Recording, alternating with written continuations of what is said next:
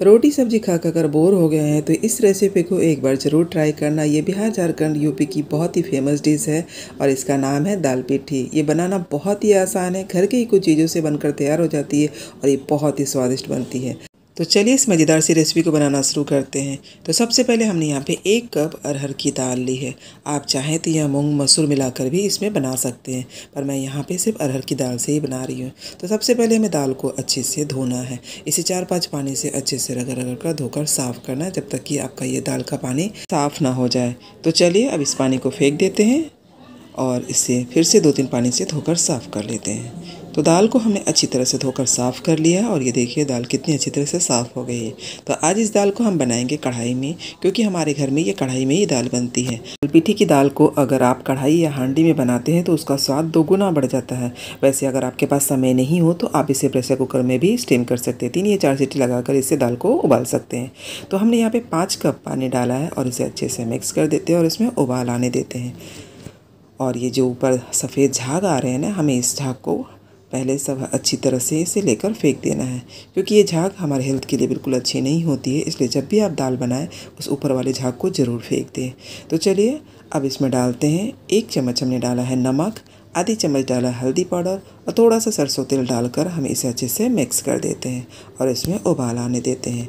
जब ये अच्छी तरह से उबल जाएगा तो हमें करना क्या है, इसे ढक देना है और ढककर हमें लो फ्लेम पे इसे छोड़ देना है, जिससे कि हमारी दाल धीरे धीरे अच्छी से उबल कर काफ़ी अच्छी तरह से पक जाए।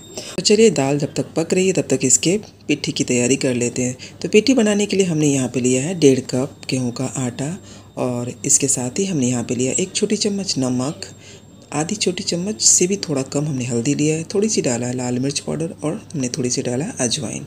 इन सब को अच्छी तरह से मिक्स कर देते हैं और इसे थोड़ा थोड़ा पानी डालकर इसका एक मीडियम सख्त डो तैयार कर लेते हैं।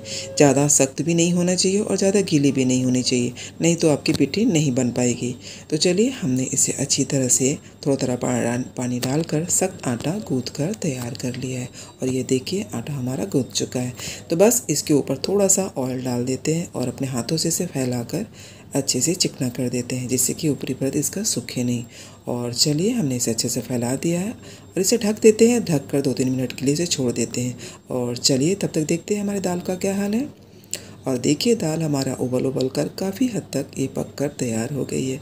तो बस दाल को हमें ज़्यादा चलाना नहीं है, हमने एक बार चलाया और ये दूसरी बार चलाया, बस इसे एक बार अच्छे से मिक्स कर देते हैं और इसे फिर से ढक कर लो फ्लेम पे छोड़ देते हैं और दाल हमारी धीमी धीमी आंचों में अच्छे से पक जाएगी। तो चलिए आटा हमारा थोड़ा सा रेस्ट कर चुका है।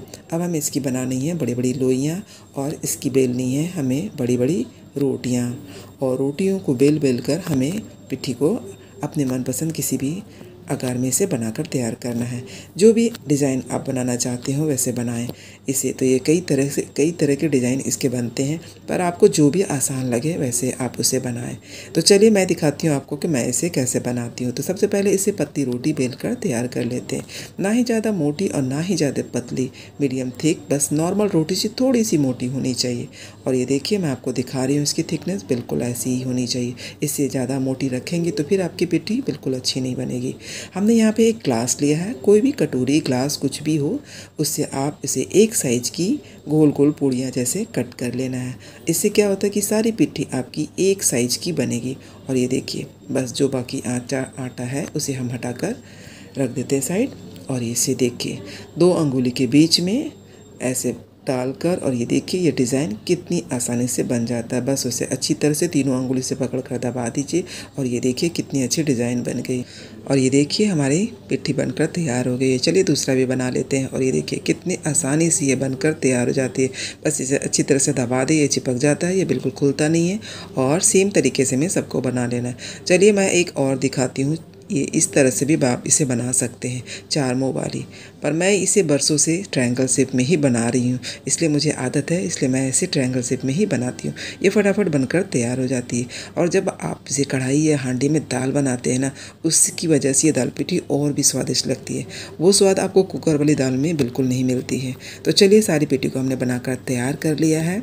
अब चलिए देखते हैं दाल का क्या हाल है। और दाल हमारी बहुत ही अच्छी तरह से पक गई है, बस इसी ज़्यादा से नहीं पकाना है, एक बार मिक्स कर देते हैं और ये देखिए पककर हमारी दाल तैयार हो गई है और कितनी गाढ़ी हो गई है। तो इसमें डालते हैं थोड़ी सी पानी, क्योंकि ये काफ़ी गाढ़ी हो गई है। तो हमने 1 कप पानी और डाला है। हमने पानी को गुनगुना करके रखा था और गर्म पानी ही हमने दाल में डाला है। क्या है कि अभी पिट्ठी डालने से वो थोड़ी सी और भी गाढ़ी हो जाएगी। तो सारी पिट्ठी को अब इसमें डाल देते हैं और डालने के बाद इसे हल्का सा एक बार मिक्स कर देते हैं और मिक्स करके इसे लो फ्लेम पे हमें 5 से 6 मिनट के लिए इसे पकने देते हैं। ये 5 से 6 मिनट में पककर तैयार हो जाएगी। ये सारी पिट्ठी जो है ना ऊपर तैरने लगेगी। तो चलिए इसे ढक देते हैं और ढक कर इसे लो फ्लेम पे पकने देते हैं। तब तक इसके तड़के की तैयारी कर लेते हैं। तो तड़के के लिए हमने यहाँ पे 4 चम्मच डाला है घी में ये तड़का काफ़ी स्वादिष्ट लगता है। साथ ही हमने थोड़ा सा तेल भी डाला है। तेल के गर्म होते ही हमने 3 सूखी लाल मिर्च ली है, उसे तोड़ कर इसमें डाला है और इसके साथ ही हमने डाला हींग और थोड़ी सी हमने डाला जीरा। इसे अच्छे से एक बार भून लेते हैं और इसके साथ ही हमने यहाँ पे कुछ बारीक लहसुन काट करके रखी है, इसे भी डाल देते हैं और इसे सबसे पहले भून लेते हैं। लहसुन को अच्छी तरह से भून ले जब तक ये सुनहरा ना हो जाए। तो लहसुन हमारा सुनहरा हो चुका है। साथ ही हमने डाला है अदरक, 2 हरी मिर्ची बारीक काट के और इसे भी भून लेते हैं लहसुन के साथ। और इसके साथ ही हमने यहाँ पे 1 बड़े साइज़ की प्याज रखी है बारीक काट के, उसे भी डालकर भून लेते हैं। अगर आप इस दाल पिट्ठी को सिंपल खाना चाहते हैं तो सिर्फ हरी मिर्ची, सूखी मिर्ची, जीरा और हींग का तड़का भी घी में लगाकर खाएंगे तब भी ये दाल पिट्ठी बहुत ही स्वादिष्ट लगती है। तो चलिए मैं आज बना रही हूँ प्याज टमाटर की तड़के वाली। तो साथ में हमने प्याज को अच्छे से भून लिया, साथ ही डाला टमाटर के साथ ही हमने डाला 1 छोटी चम्मच नमक, क्योंकि दाल में हमने पानी ऐड किया है ना, तो दाल में नमक कम पड़ गई होगी, इसलिए हमने यहाँ पे थोड़ी सी नमक डाली। साथ ही आधी चम्मच हमने डाला लाल मिर्च पाउडर और आधी चम्मच धनिया पाउडर डाला था।